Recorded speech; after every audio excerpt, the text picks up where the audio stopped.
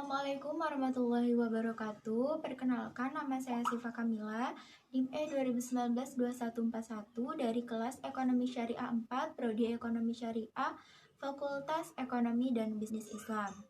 Pada kesempatan kali ini, saya akan menjelaskan materi terkait prinsip-prinsip ekonomi Islam, aktif dari sistem ekonomi kapitalis dan sosialis.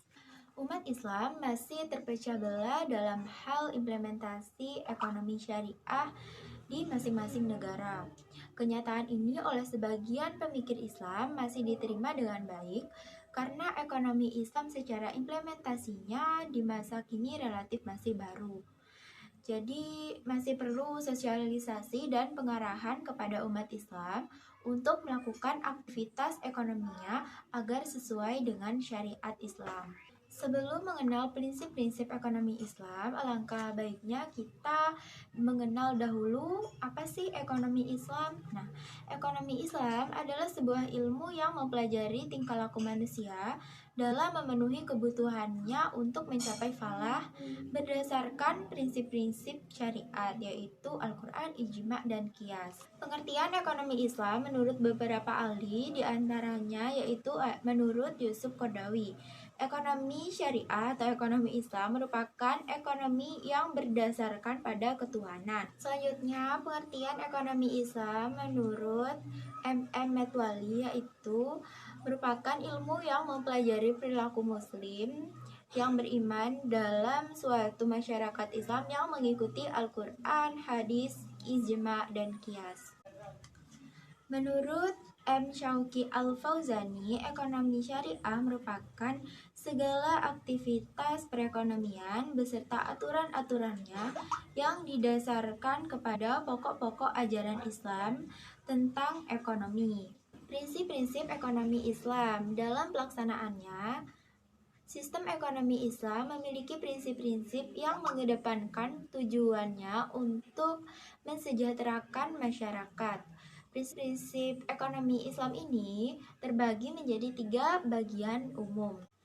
Golongan pertama atau yang menjadi nilai universal dari teori ekonomi Islam dan menjadi landasan ekonomi Islam, yaitu yang pertama ada tauhid atau keesaan Allah. Segala yang berbuat jahat kepada orang lain atau merusak alam untuk memperoleh keuntungan pribadi. Yang ketiga, ada nubuwah atau kenabian. Setiap muslim diharuskan untuk meneladani sifat dari Nabi Muhammad SAW yang patut diteladani dan diterapkan terutama dalam bidang ekonomi, yaitu sifat sidik, amanah, tabligh, dan fatwana. Yang keempat ada khilafah, pemerintahan. Dalam Islam, peranan yang dimainkan pemerintah terbilang kecil, akan tetapi sangat vital dalam perekonomian. Peranan utamanya adalah memastikan bahwa perekonomian suatu negara berjalan dengan baik tanpa distorsi dan telah sesuai dengan syariah. Golongan atau bagian kedua merupakan prinsip-prinsip sistem ekonomi Islam yang juga menjadi tiang ekonomi Islam, yaitu multi-tip ownership atau kepemilikan multijenis, merupakan turunan dari oleh negara. Freedom to act, kebebasan bertindak atau berusaha, merupakan turunan dari nilai nubuwah, adil, dan khilafah. Freedom to act akan menciptakan mekanisme pasar dalam perekonomian karena setiap individu bebas untuk bermuamalah. Pemerintah akan bertindak sebagai wasit yang adil dan mengawasi pelaku-pelaku ekonomi serta memastikan bahwa tidak terjadi distorsi dalam pasar dan menjamin tidak dilanggarnya syariah. Social justice atau keadilan sosial merupakan keturunan dari nilai khilafah dan ma'at. Dalam ekonomi Islam, pemerintah bertanggung jawab menjamin pemenuhan kebutuhan dasar rakyatnya dan menciptakan keseimbangan sosial antara si kaya dan si miskin. Kinerja suatu bisnis atau ekonomi tidaklah bergantung kepada teori dan sistemnya saja, melainkan pada man behind the gun-nya. Oleh karena itu, akhlak menjadi bagian ketiga dan merupakan atap yang menaungi ekonomi Islam. Setelah kita mengenal prinsip-prinsip dari ekonomi Islam, alangkah baiknya kita mengenal juga karakteristik dari ekonomi Islam, yaitu yang pertama menggunakan sistem bagi hasil. Nah, pembagian kepemilikan yang mengedepankan keadilan artinya keuntungan yang diperoleh dari aktivitas ekonomi dibagi secara adil. Misalnya dalam perbankan syariah, ada bagi kedua yaitu menggabungkan antara nilai spiritual dan material. Ekonomi syariah hadir sebagai wujud dalam membentuk perekonomian para nasabah untuk mendapatkan keuntungan sesuai ajaran Islam atau sesuai syariat Islam.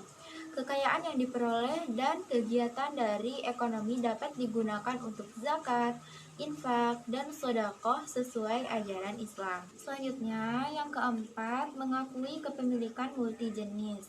Artinya bahwa kepemilikan dana dan harta dalam perekonomian sejatinya hanyalah milik Allah, sehingga dalam menjalankan perekonomian sesuai dengan ajaran Islam.